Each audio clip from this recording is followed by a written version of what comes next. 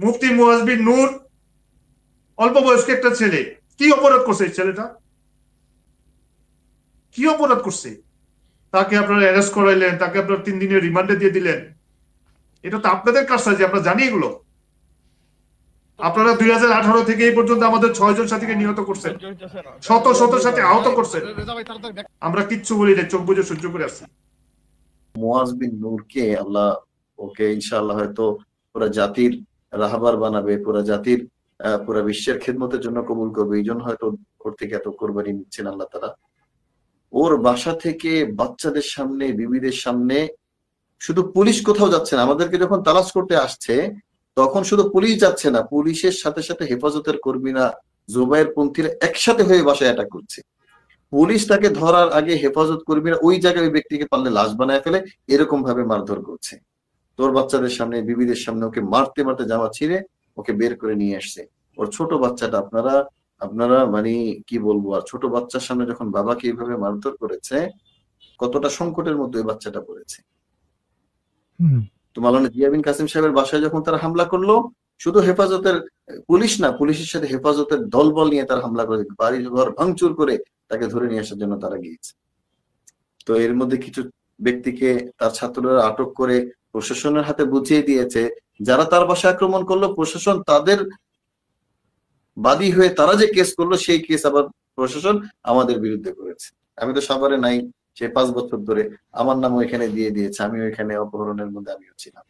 মানে কি মিথ্যার যে ছড়াছড়ি, এবং কি মব জাস্টিসের যে পরিবেশ, মসজিদের মধ্যে সাথীদেরকে মারছে।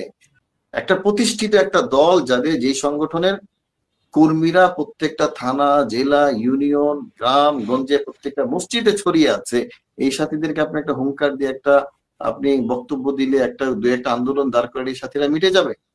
আসলে তারাও জানে এটা মিটে যাবে না, কিন্তু এই আন্দোলন, এই ইস্যুটা তাদের দরকার ছিল, যে ইস্যুটাকে নিয়ে তারা রাজনীতি করবে, রাজনৈতিক প্ল্যাটফর্ম তৈরি করবে।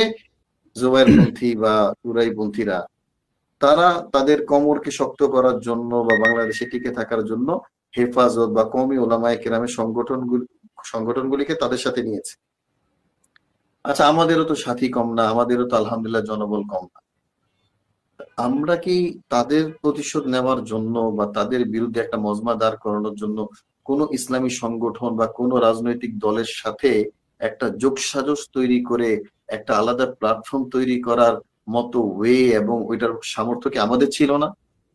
আমরা 7 বছর এটা কেন করি নাই? আমরা এই জন্য করি নাই যে আমরা তবলিগের আদর্শের উপর জীবন দিব, কিন্তু তবলিগের আদর্শ বিসর্জন দিয়ে, তবলিগের আদর্শ বিক্রি করে আমরা আমাদের জীবন চালাতে আমরা তৈরি। আমরা তবলিগ করি আমরা সুন্দরভাবে মৃত্যুবরণ করার জন্য। আমাদের সেই সামর্থ্য ছিল, আমরা যে কাউকে আমাদের সাথে নিতে পারতাম, আমরা নেই নাই। কেন আমরা নিই নি? কারণ তবলিগের আদর্শ হচ্ছে এটা একটা অরাজনৈতিক প্ল্যাটফর্ম, যেখানে জামাত ইসলাম আসবে, চরমনাই আসবে, হেফাজত আসবে, বিএনপি আসবে, আওয়ামী লীগ আসবে, সবাইকে নিয়ে তবলিগের এই প্ল্যাটফর্ম। আর এই প্ল্যাটফর্মকে ধরে রাখতে হইলে আমাকে কোনো একক কোনো দলের সাথে সংঘবদ্ধ হয়ে তাদের সাথে একটা চুক্তি করে অপর পক্ষকে দমন করার একটা ধারা অবলম্বন করতে হবে। আমাদের মাথার মধ্যে সেই চিন্তাধারাই নাই। হয়তো আমাদের মেহনতে আমরা সাকসেস হব, সফলকাম হব, অথবা এই মেহনত করতে করতে এই ধারাবাহিকতা আমাদের জীবন যাবে, কিন্তু আমরা আমাদের আদর্শকে কখনো আমরা বিসর্জন দিব না। কেউ যদি এই স্বপ্ন দেখে যে আমাদেরকে কোণঠাসা করে তারা তাদের রাজনৈতিক স্বার্থ উদ্ধার করবে, আমি বলবো যে আপনারা এখনো দিবা স্বপ্ন দেখছেন। আমরা না, আমাদের গ্রাম পর্যায়ের একজন সাধারণ সাথীও তাদের আদর্শ বিসর্জন দিয়ে তারা আপনাদের কাছে নতি স্বীকার করবে না। আমাদের তবলিগের হিমায়ত করনেওয়ালা, আমাদের বাঁচানেওয়ালা একমাত্র আল্লাহ। আল্লাহ যতদিন আমাদেরকে বাঁচায় রাখবে, পৃথিবীর কোন শক্তি আমি মনে করি আমাদেরকে এই জমিন থেকে হটাইতে পারবে না। একটা দুইটা যদি এখানে লাশ পড়ে যায় তাহলে সাকসেস। তারা যে গেমটা খেলতে চায় এই গেমের মধ্যে তারা সাকসেস। যে সারা বাংলাদেশের বক্তারা তাদের হাতে, সারা বাংলাদেশের ভোকালরা তাদের হাতে, সারা বাংলাদেশের যারা ইত্যাদি ইত্যাদি সব তাদের হাতে। আমরা আসলে কোন পক্ষের মূল্য, কোন পক্ষের মরে না, এটা তো এখনো যাচাই হয় নাই। আপনি এটা যাচাই করার পূর্বে আমাদেরকে একমুখী দোষ দিয়ে দিচ্ছেন, এটা যাচাই হওয়ার পূর্বে আমাদেরকে কাকরাইলের ব্যাপারে হুমকি দিয়ে দিচ্ছেন, এটা কিভাবে হয়?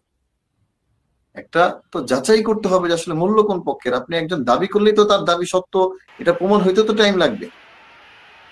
তো তাদের যেটা পরিকল্পনা ছিল যে এখানে লাশ পড়লে সারা বাংলাদেশের মধ্যে মানুষ সত্য জানার আগে কোন পক্ষের কতজন মরেছে এটা জানার আগেই তারা বাংলাদেশে মিছিল মিটিং করে, যেটা হয় আর কি, এটা আমাদের দেশের কমন চিত্র।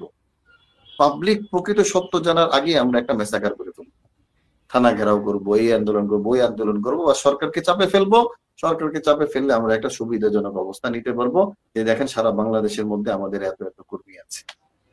আপনারা ঢাকা মেডিকেলে এখনো দেখবেন যে কিছু সাথে আমাদের মুমূর্ষু অবস্থায়, একদম জেনুইন আমাদের সাথী, তাদের ফ্যামিলি উপস্থিত আছে, এই সাথীগুলিকে হুমকি দেওয়া হচ্ছে যে আপনাদের এই সাথী মারা গেলে এই লাশ কিন্তু আপনাদের কুড়িগ্রামে যাবে না, এই লাশ সোজা কাকরাইলে আসতে হবে, এবং ওলামায়ে কেরামের পন্থী বা হেফাজত পন্থীদের বা এটা জুবাইর পন্থীদের লাশ হিসেবে এটাকে ঘোষণা দিতে হবে।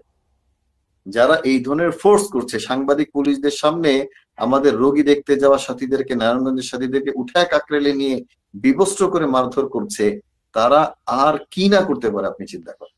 তার নেকি, তার মর্যাদা আরো বেশি হবে, এটা একই কথা। পুলিশ তাকে অ্যারেস্ট করে ফেলবে এবং অ্যারেস্ট করে এরপরে তাকে রিমান্ডও দিবে। এটা বাংলাদেশের ইতিহাসও হয় না, এই প্রথম, একদম ফার্স্ট।